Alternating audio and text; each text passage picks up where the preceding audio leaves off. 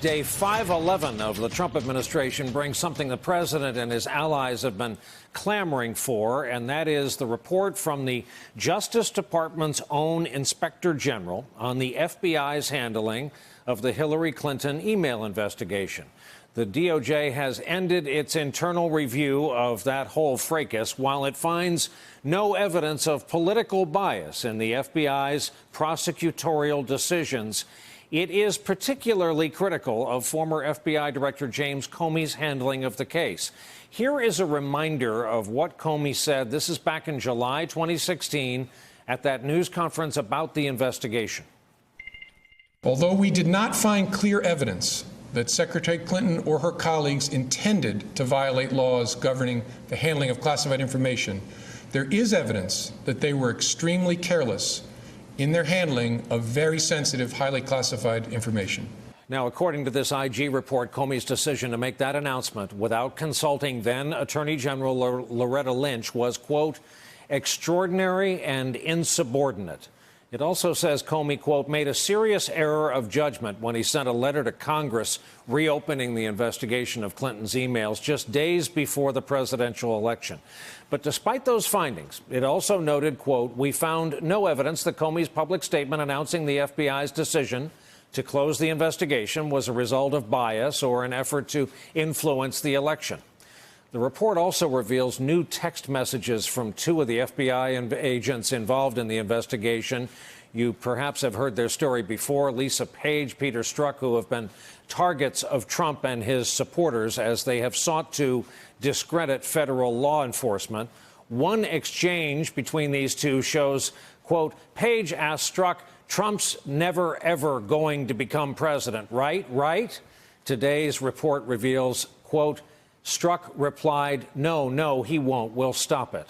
The report notes that message casts a cloud over the FBI, but also stresses this, quote, our review did not find evidence to connect the political views expressed in these messages to the specific investigative decisions we reviewed. James Comey had an instant reaction ready in the form of an opinion piece posted on the New York Times website just after the IG report came out. Quote, I do not agree with all the Inspector General's conclusions, but I respect the work of his office and salute his professionalism. In 2016, my team faced an extraordinary situation, something I thought of as a 500-year flood, offering no good choices and presenting some of the hardest decisions I ever had to make. Well, tonight, the president's attorney, Rudy Giuliani, had this to say about the report's findings. We now have an investigation that, in the words of President Donald Trump, from the very beginning, has been a fix, a frame-up, and a witch hunt. It was led by Peter Strzok, who it is disgraceful, and even for the present director of the FBI, to have him there tomorrow, it would be disgraceful. And tomorrow, Mueller should suspend his investigation, and he should go see Rod Rosenstein, who created him, and the Deputy Attorney General and Attorney General Sessions, who should now step up big time to save his department, should suspend that investigation, throw out all the people that have been involved in the phony Trump investigation, and bring in honest FBI agents from the New York office. Rod Rosenstein and Jeff Sessions have a chance to redeem themselves, and that chance comes about tomorrow. It doesn't go beyond tomorrow. Tomorrow, Mueller should be suspended, and honest people should be brought in, impartial people, to investigate these people like Strzok. Strzok should be in jail by the end of next week. So that happened on live television tonight. The president's eldest son also weighed in tonight on Fox News. Real America sees what's going on here. These lawyers at the top, we're trying to influence an election and then undermine a presidency.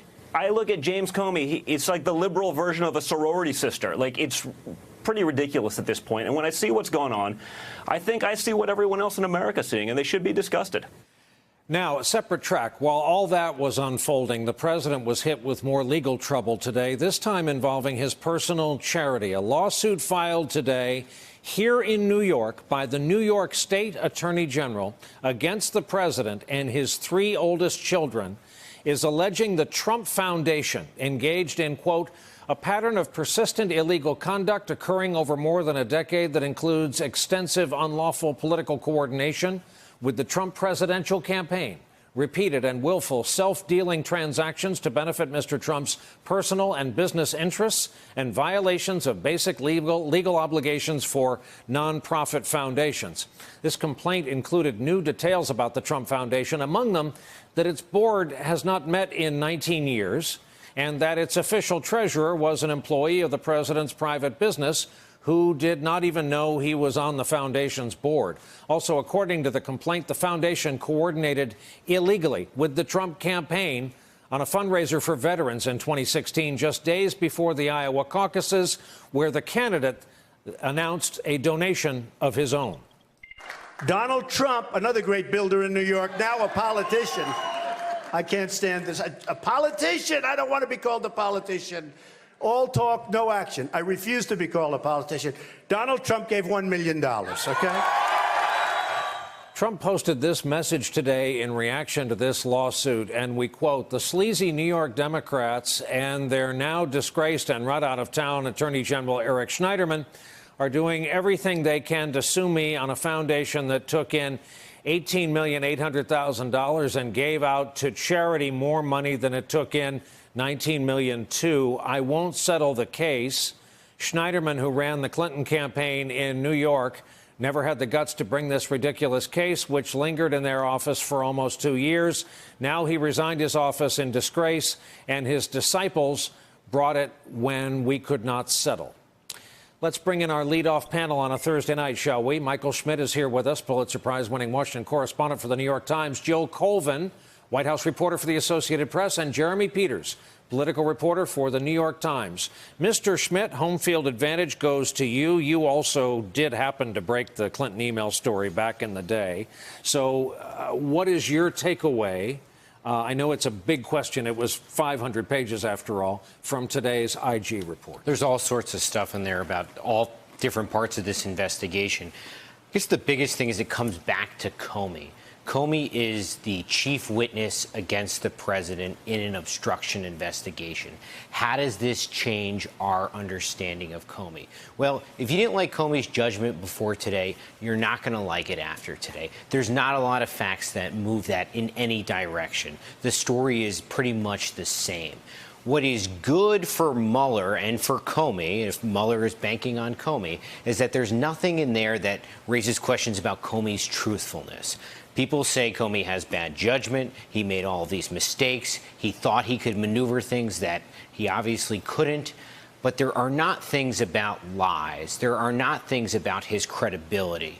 Maybe you don't want him in that position again, but you don't think he's a liar if you look at that document. I also heard it argued today, if you're looking to prove political bias among individual actors, there's proof in there. If you're looking for proof that Comey may have cost Hillary Clinton the election, there's proof of that in there. There's even a line about Comey not knowing who former Congressman Weiner was married to.